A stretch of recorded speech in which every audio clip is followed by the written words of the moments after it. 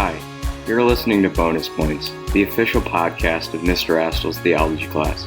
Join us as we put out into the deep and explore the world of theology and beyond. Today, we're talking about the Ember Days and how we can make this tradition part of our lives today. Let's begin.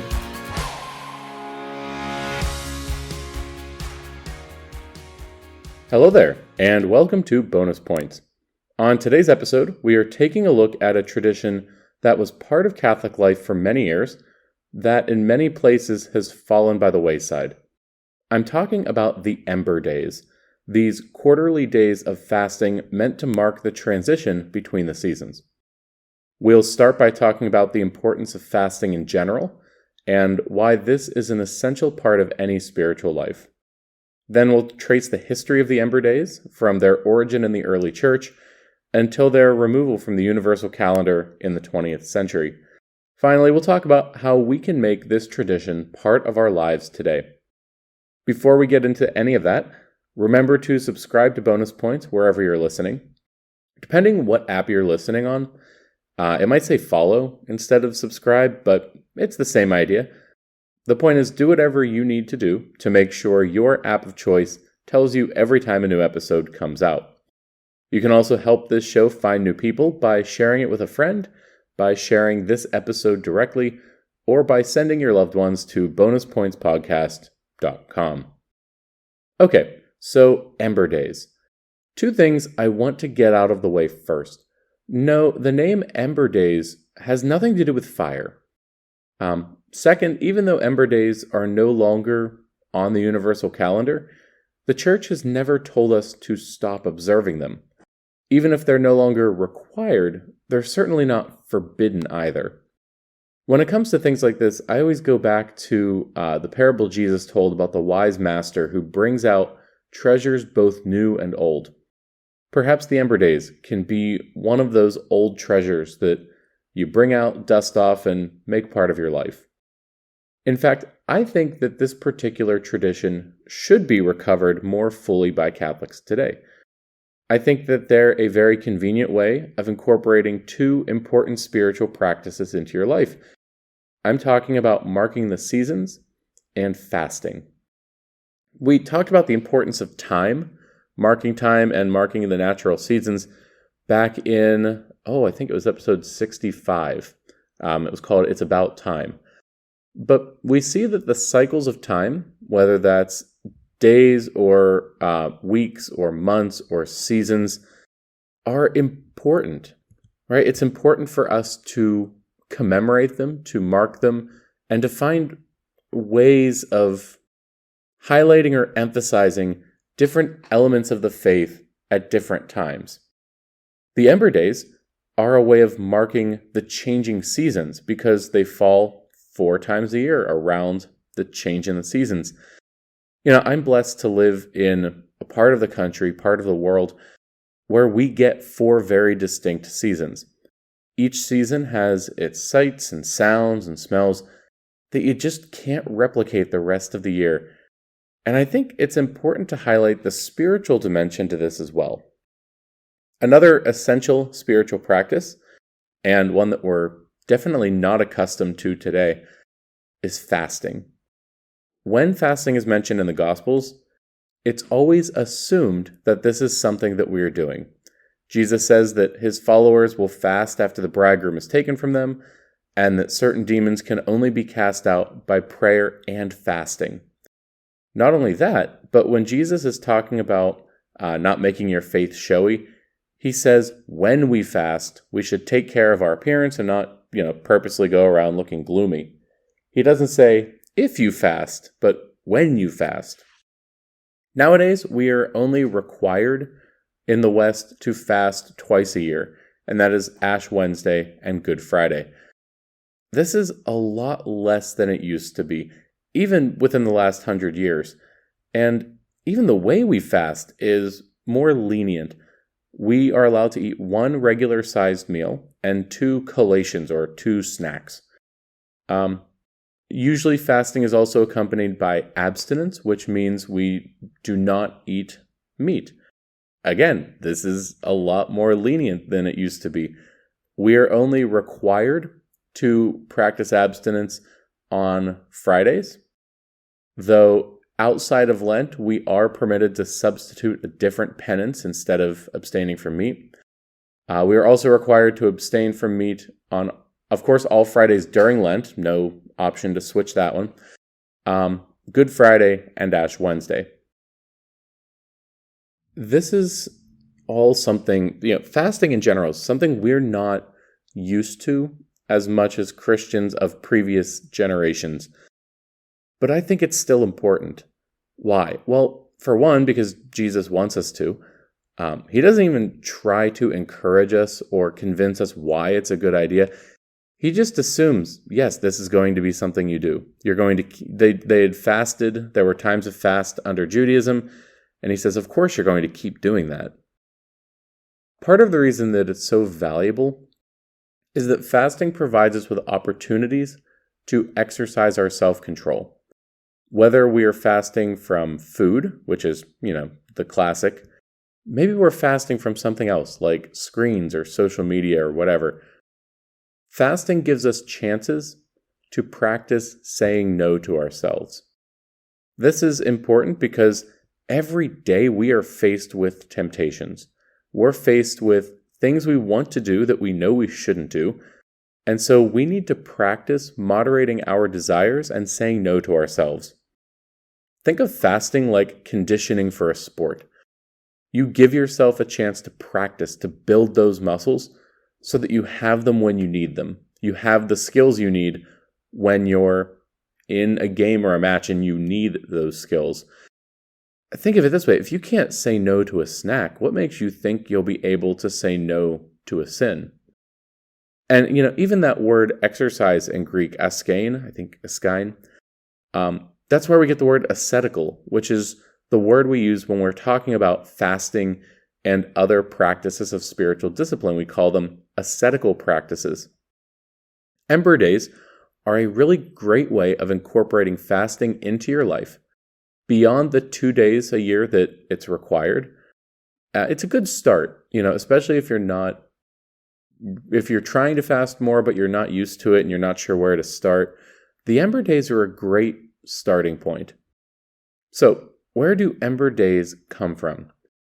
Well, we can actually go back to the Old Testament. The prophet Zechariah relays a command from God to fast 4 times per year. Zechariah 8 says, "Thus says the Lord of hosts, the fast of the 4th month, and the fast of the 5th, and the fast of the 7th, and the fast of the 10th shall be to the house of Judah seasons of joy and gladness and cheerful feasts.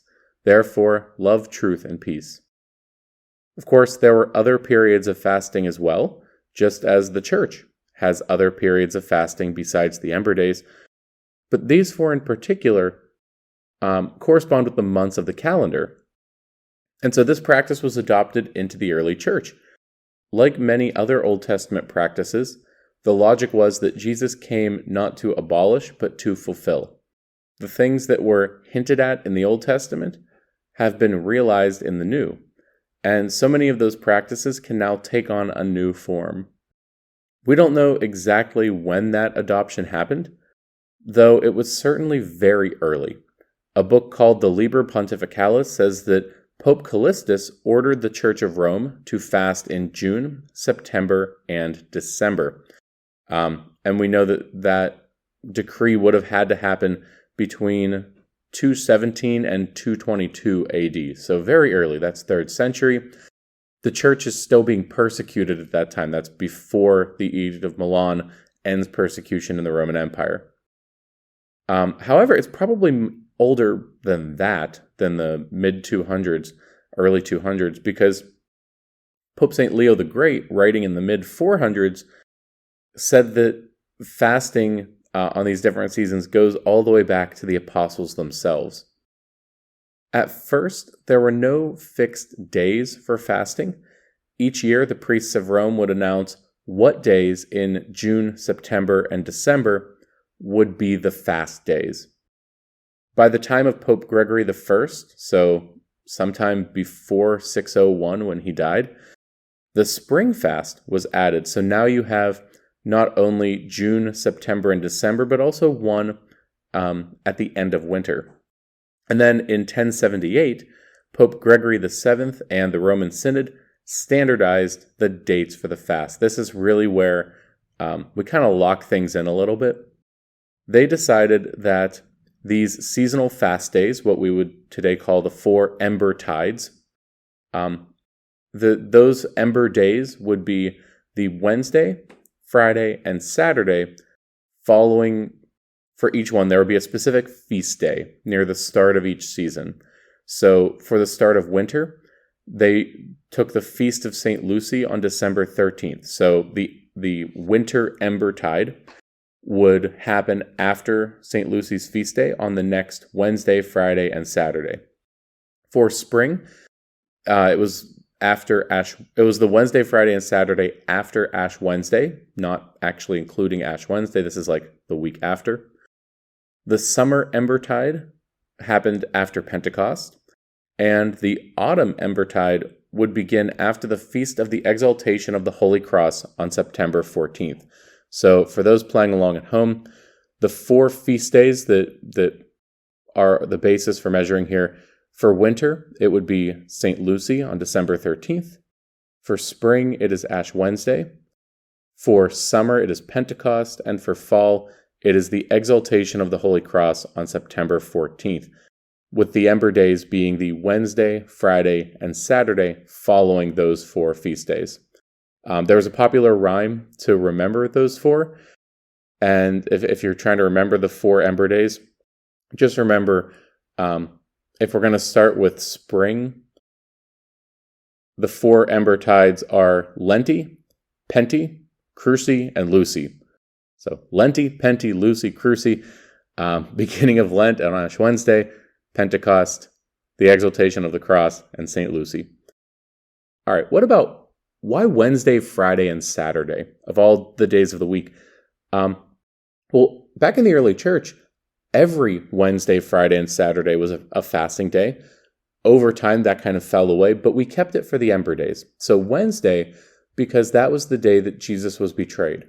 Even though Judas identifies Jesus in the garden after the Last Supper, Holy Thursday, we've always held Wednesday of Holy Week, Spy Wednesday, was the day that Judas made the deal with the high priest to sell Jesus. So Wednesday.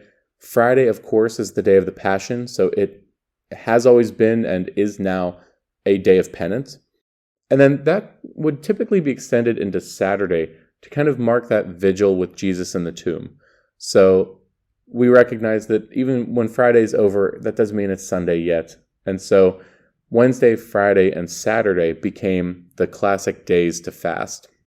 These 4 Ember tides, in Latin were referred to as the quator tempora, which means, the quarterly times. We're pretty sure that the term Ember days comes from those 2 words kind of getting smushed together over time. So if you take quator tempora and say it fast and slur it a little bit, you can see where we would get ember from that. But here's a fun fact. This is also where we get tempura shrimp. When Jesuit missionaries first went to Japan, they would make battered fish and shrimp. Usually these were Portuguese missionaries who brought some of their culinary expertise. They would make battered and fried fish and shrimp during the Ember days because, of course, in addition to fasting, these Ember tides were also days of abstinence, so they could not eat meat. So there you go, fun fact. Now, originally, the Ember days were they were just observed in Rome, but as often happened, liturgical things that were popular in Rome became popular everywhere. We can also see a particular spiritual focus begin to develop. As with all fasting, there's the reminder of the need to moderate our desires, the attraction of pleasures, because we thank God for the good things He's given us, and we don't want to abuse them by overusing them. Not only that, but because each Embertide falls at the start of a new season, there's also a focus on the natural world, on thanking God for creation, for this new season, and for a particular product or crop that usually was about to be harvested or was associated with that season. So the winter ember tides became associated with the olive harvest, with olives. The spring ember tides were associated with flowers and bees, and especially, the products we get from bees, like especially beeswax, of course. Summer was the wheat harvest, and fall was the grape harvest. So this means that each of the ember tides also has a liturgical focus. We don't just thank God for olives because olives are fine, if you're the kind of person that thinks that. But olives are also where we get the oils that we use in the sacred liturgy. And so during those ember days, we can thank God for the gift of his holy oils.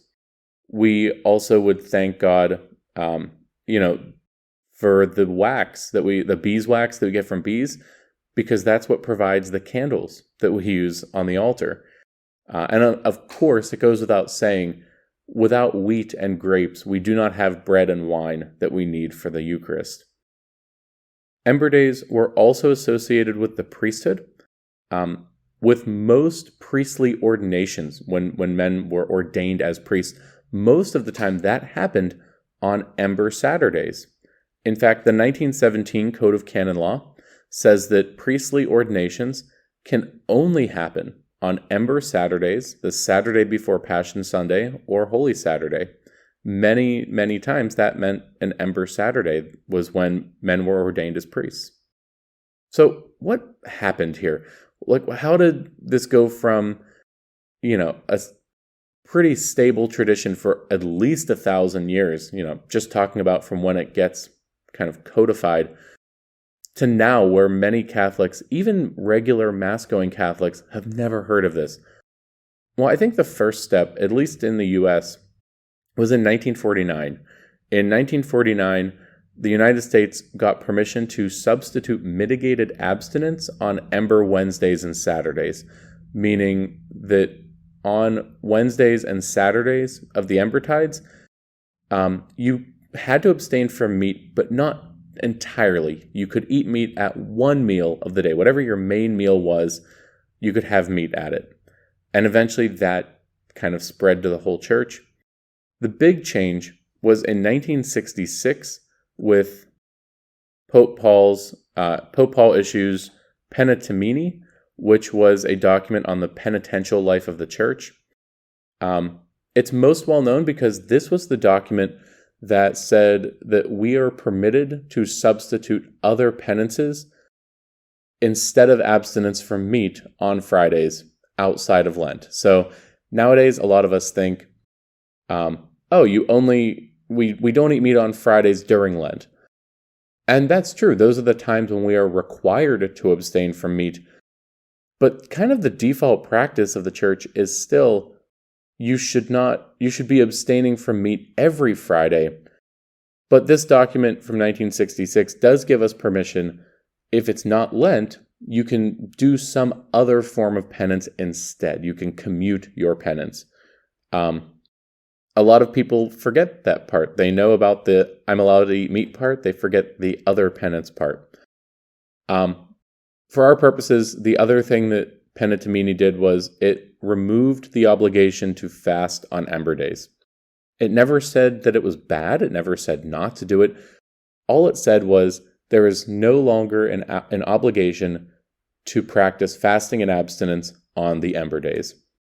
And then, of course, when you get to the new calendar in 1970, the Ember days are no longer on it. They were never suppressed. The modern missal mentions them. In the section on the calendar, we do hear a reference to, and I quote, "the 4 times in which the Church is accustomed to pray to our Lord for the various needs of men, especially for the fruits of the earth and human labors, and to give public thanks." So we do kind of get a reference to the Ember days, but they're no longer required. They're not on the universal calendar. In context, it's just kind of an encouragement to different bishops' conferences to say, hey, you should consider adding some fast days for the people in your area and consider these 4 times. So it's no longer strictly required or not strictly required. But again, it was never suppressed. We were never told not to, and it seems like it's still approved. So what do we do with this? How can we practice the Ember Days? Well, first of all, we can fast. The classic, right? Fast and abstinence. Fasting from food, or perhaps fasting from something else. We can think of each of the Ember Tides as like a mini-Lent, right? We have this season of Lent where we really focus on penance and fasting and almsgiving and prayer, like all these good things. But sometimes that may get neglected the rest of the year. So the Ember Days are a good time to, treat those 3 days like a mini-Lent. Give something up, whether that's food or otherwise. When you do eat, so maybe that Thursday of Ember Tides, you can also do something that incorporates whatever natural product we associate with that time, a way of giving thanks to God for the new harvest, for the new season, for the liturgy. So make something that incorporates olives around that winter Ember Tide. I don't suggest eating flowers or beeswax, but maybe that spring Ember Tide is a good time to make something with extra honey in it, or to decorate your house with some fresh flowers, especially because it's the turn of spring. We need some flowers after winter. Of course, the summer Ember Tide, wheat, go all out with the bread, with your baking. And then that fall Ember Tide, the grape harvest, if you are of age, I think God gives us wine to cheer man's heart. That's in the Bible.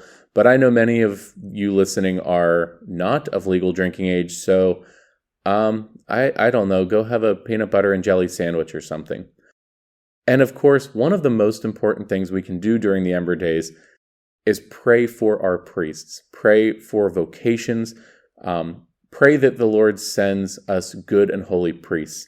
Even though it is no longer required that ordinations happen on Ember Days, there is still that connection with the liturgical life of the church and with the priesthood. So while you're doing your baking or you're picking those flowers for the vase on the table, maybe say a few prayers for your priest, for your pastor, and also for all the priests of the world.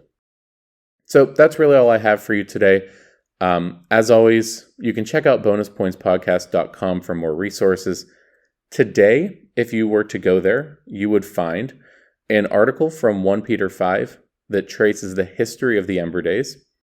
You'll find the article about Ember Days from the Catholic Encyclopedia, which is neat because the Catholic Encyclopedia was written in the early 20th century while Ember Days were still an obligation, so it speaks about them in the present tense.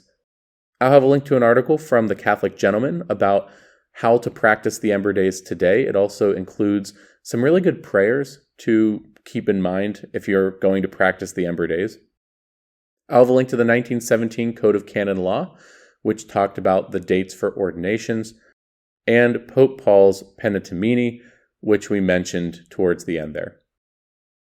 Until next time, I'm Mr. Astle. Thank you for joining us once again as we continue every episode to put out into the deep, to explore the world of theology and beyond.